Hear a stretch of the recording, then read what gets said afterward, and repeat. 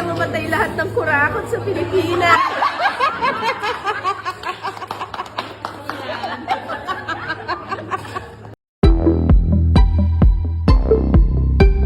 Maraming netizens ang naaliw at pumabor matapos ibahagi ng broadcast journalist at TV host na si Cara David ang kaniyang birthday wish sa pagdiriwang ng kaniyang ika-52 kaarawan nitong Setyembre kasama ang malalapit na kaibigan.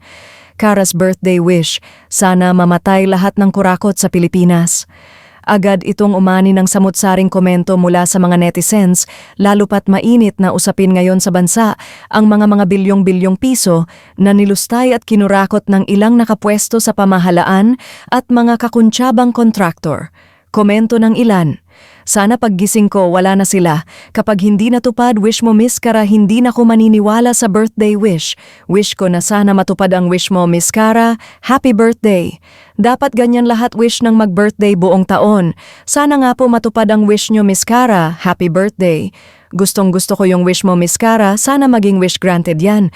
Ang mga kwelang komento ng netizens. Happy birthday to you. Happy birthday. Ikaw na po gawin. Happy birthday. Happy birthday. Happy birthday. Ano ba ang picture? Picture!